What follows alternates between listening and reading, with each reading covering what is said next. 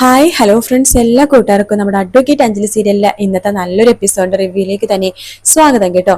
Channel ആദ്യമായിട്ടാണ് കാണുന്നുണ്ടെങ്കിൽ ഒന്ന് സബ്സ്ക്രൈബ് ചെയ്ത് ലൈക്ക് ചെയ്ത് സപ്പോർട്ട് ചെയ്യാൻ വേണ്ടി മറക്കല്ലേ. അങ്ങനെ രാഘവനുണ്ണി വളരെ ദേഷ്യത്തിൽ ശംഖുചക്രത്തിലേക്ക് എത്തുവാട്ടോ. അവിടെ കാറ് പാർക്ക് ചെയ്ത് സ്പീഡിൽ കാറ് വന്നിട്ട് അവിടെ പാർക്ക് ചെയ്തതിനു ശേഷം പുറത്തേക്ക് ഇറങ്ങുമ്പോഴേക്കും നന്ദിനി രാഘവനുണ്ണിയുടെ അടുത്തേക്ക് വരുന്നുണ്ട്. രാഘവേട്ട എന്ന് പറയുമ്പോഴേക്കും മിണ്ടി പോരുന്നീ, അവളെവിടെ? ആ അഞ്ജലി, അവൾ അകത്തുണ്ട് എന്ന് പറയാണ്. വേഗം തന്നെ രാഘവനുണ്ണി അകത്തേക്ക് കയറാണ്. അഞ്ജലി, എടി അഞ്ജലി, അഞ്ജലി, എടി അഞ്ജലി എന്ന് പറഞ്ഞു വിളിക്കുമ്പോൾ അവിടെ ഉണ്ടായിരുന്ന എല്ലാവരും അവിടേക്ക് കൂടി വരുവാട്ടോ. അഞ്ജലിയും സ്റ്റെപ്പ് ഇറങ്ങി നിലത്തേക്ക് വരുന്നുണ്ട്.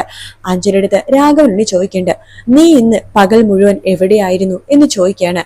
അഞ്ജലി പുച്ഛത്തോടു കൂടി തന്നെ രാഘവനുണ്ണിയെ നോക്കാട്ടോ. രാഘവനുണ്ണി വീണ്ടും അഞ്ജലി അടുത്ത് ചോദിക്കുന്നുണ്ട്, ഞാൻ ചോദിച്ചത് നീ കേട്ടില്ലേ?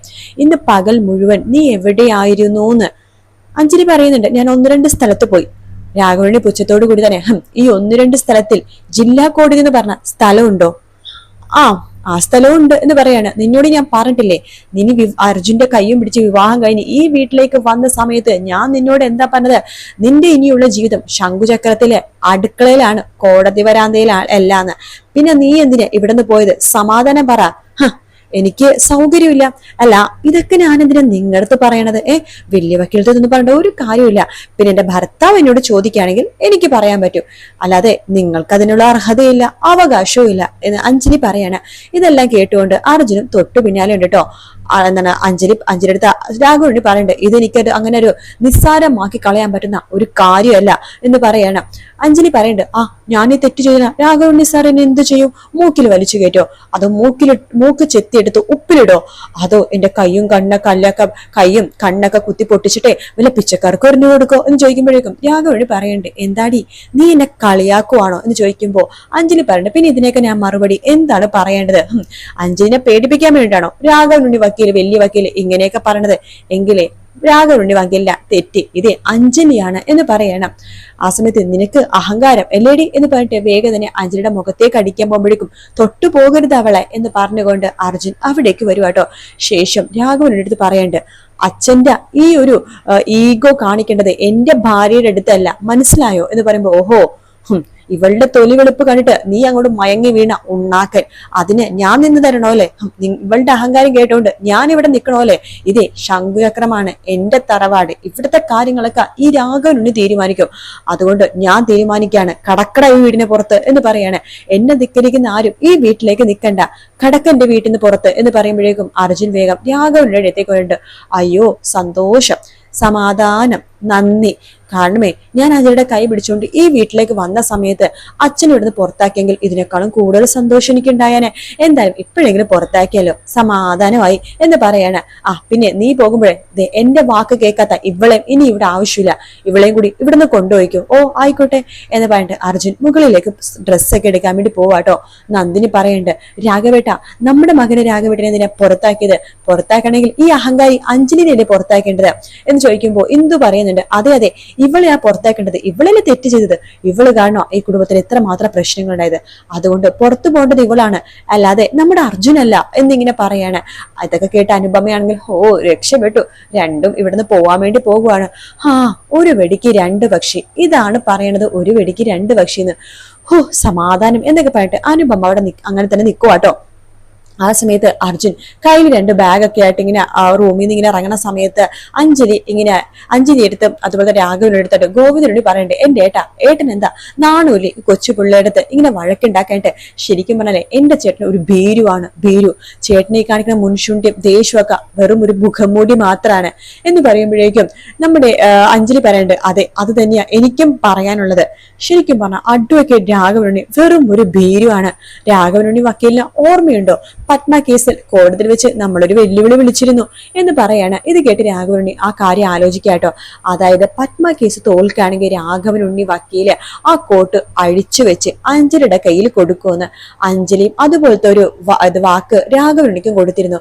പത്മ കേസ് തോൽക്കുകയാണെന്നുണ്ടെങ്കിൽ അഞ്ജലി ഇനി കോടതി വളപ്പിലേക്ക് കയറത്തില്ലെന്നും കോടതി കോർട്ട് ഉപേക്ഷിക്കുമെന്നുള്ള കാര്യം അത് രാഘവന് വേണ്ടി ആലോചിക്കുന്നുണ്ട്. ശേഷം അഞ്ജലി പുച്ഛത്തോട് പറയുന്നുണ്ട്, ഈ കാണിക്കുന്ന മുൻകോപെ ദേഷ്യമൊക്കെ എന്നെ വീട്ടിൽ പിടിച്ചു നിർത്താൻ വേണ്ടിയിട്ടാണ്.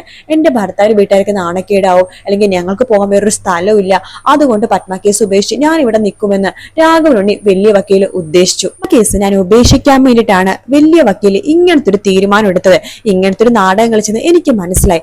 അതുകൊണ്ട് ഞാൻ പറയാണ്, പത്മ കേസ് തോൽക്കുമെന്ന് മനസ്സിലാക്കിയ രാഘവനുണ്ണിയുടെ പുതിയ നമ്പറാണിത്. നിങ്ങൾ വെറും ഒരു ഭീരുവാണ്, ശരിക്കും ഒരു ഭീരു. നിങ്ങൾ ഈ കാണിക്കുന്ന മുൻകോപം അതിന്റെ വെറും ഒരു പുറന്തോട് മാത്രമാണ് എന്ന് പറഞ്ഞിട്ട് അഞ്ജലി ഇങ്ങനെ പുച്ഛിക്കാണ്. അർജുൻ അവിടേക്ക് വരുന്നുണ്ട്. അഞ്ജലി വാ നമുക്ക് പോകാം എന്ന് പറഞ്ഞിട്ട് അഞ്ജലിയുടെ കൈ പിടിച്ച് അവിടെ നിന്ന് അങ്ങ് ഇറങ്ങുവാട്ടോ. അയ്യോ നമ്മുടെ മോൻ എന്ന് നന്ദിനി പറയാണ്. ആ സമയത്ത് രാഘവനുണ്ണി അർജുനെയും അഞ്ജലിയും ഒന്ന് നോക്കുന്നുണ്ട്. അവര് മൈൻഡ് ചെയ്യാതെ ഒരു കുലുക്കുമില്ലാതെ അവിടെ നിന്ന് പുറത്തേക്ക് പോവാണ്. അനുപമക്ക് ഭയങ്കര സന്തോഷമാവുന്നുണ്ട്. അവര് പുറത്തേക്ക് പോകാൻ പോകുമ്പോഴേക്കും രാഘവനുണ്ണി വിളിക്കാണ്, നിൽക്കട അവിടെ എന്ന് പറഞ്ഞ് വിളിക്കുന്നുണ്ട്. അർജുനും അഞ്ജലിയും അവിടെ നിൽക്കാണ്. ഇയാളുടെ അടുത്ത ഉദ്ദേശം എന്താണാവോ എന്ന് പറഞ്ഞിട്ട് രാഘവനുണ്ണിനെ നോക്കുമ്പോഴേക്കും രാഘവനുണ്ണി പറയണ്ട്, നിങ്ങൾ ഇപ്പൊ ഇവിടുന്ന് പോകണ്ട, ഇപ്പൊ ഇവിടുന്ന് പോയാലേ ഇവളിപ്പോ ഇത്രോ നേരം വാദിച്ചതൊക്കെ സത്യമാണെന്ന് ഇവിടുള്ളവർ വിചാരിക്കും. ഭീരുവായിട്ടാണ് രാഘവനുണ്ണി ഇവളുടെ പുറത്താക്കിയെന്ന് മറ്റുള്ളവർ വിചാരിക്കും. അതുകൊണ്ട് അഞ്ജലിക്ക് ഞാൻ ഒരു അവസരം കൂടി കൊടുക്കാണ്. പത്മ കേസ് തോൽക്കാന്നുണ്ടെങ്കിൽ നീ ഈ വീട് വിട്ടു പോയാ മതി, എന്താ അത് മതിയോ എന്ന് ചോദിക്കുമ്പോ ശരി ഞാൻ തയ്യാറാണ് എന്ന് പറയാണ്.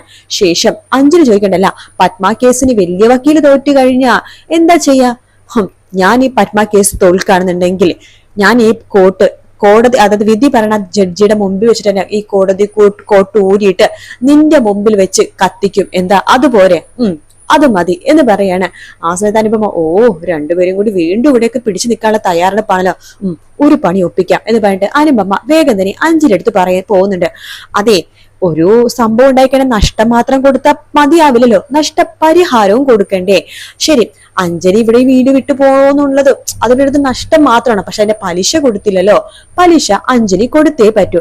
അതായത് പത്മ കേസ് അഞ്ജലി തോൽക്കാണെന്നുണ്ടെങ്കിൽ അഞ്ജലി വീട് വിട്ടു പോവുക മാത്രമല്ല ചെയ്യേണ്ടത്, ഈ നിൽക്കുന്ന അർജുൻ കെട്ടിയ ഈ താലി ഉപേക്ഷിച്ച് ഇവന്റെ ഭാര്യ പദവി എന്നേക്കുമായിട്ട് ഉപേക്ഷിക്കണം. എന്താ അഞ്ജലി തയ്യാറാണോ എന്ന് ചോദിക്കുമ്പോ ഹിന്ദുക്കും അതുപോലെ തന്നെ നന്ദി അത് കേൾക്കുമ്പോ സന്തോഷമാണ്. രാഘവനുണ്ണി പൊട്ടിച്ചിരിക്കാണ്. ഹാ അടിപൊളി, നീയാണ് ശരിക്കും പറഞ്ഞ എന്റെ മരുമകൾ. ശരിക്കും പറഞ്ഞ അനിയത്തിയല്ല വക്കീലാവേണ്ടത്, ചേച്ചിയാണ്. ചേച്ചിക്കാണ് വക്കീലാവാനുള്ള യഥാർത്ഥ ബുദ്ധിയുള്ളത്. Good Anupama, good. എന്താ നീ തയ്യാറാണോ അഞ്ജലി? തയ്യാറാണ് എന്ന് അഞ്ജലി പറയാണ്. അങ്ങനെ അവര് തമ്മിൽ അവിടെ വീണ്ടും ഒരു വാക്ക് തർക്കം ഉണ്ടാവാണ്. അഞ്ജലി പറയുന്നത്, ശരി ഞാനെന്നാ ഈ പത്മ കേസ് തോൽക്കാണെന്നുണ്ടെങ്കിൽ രാഘവനുണ്ണിയുടെ ഈ ശംഖുചക്രത്തിന്ന് മാത്രമല്ല അർജുന്റെ ജീവിതത്തിൽ നിന്നും കൂടി ഒഴിഞ്ഞു പോകും. അർജുന്റെ ഭാര്യയായിട്ട് ഞാനിനി ഉണ്ടാവില്ല എന്ന രീതിയിലാണ് അഞ്ജലി ആ ഒരു വാക്ക് കൊടുക്കുന്നത്. ചലഞ്ച് എന്ന് രാഘവനുണ്ണി ചോദിക്കുമ്പോ ചിരിച്ചുകൊണ്ട് അഞ്ജലി തിരിച്ചും ചലഞ്ച് എന്ന് പറയാണ്.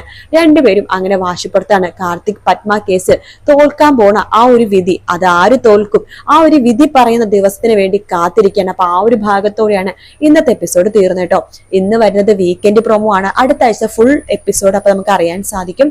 വീഡിയോ ഇഷ്ടപ്പെട്ടാൽ ലൈക്ക് ചെയ്യുക, സബ്സ്ക്രൈബ് ചെയ്യുക, കമന്റ് ചെയ്യുക. മറ്റൊരു വീഡിയോ ആയിട്ട് കാണാം. Take care, bye bye.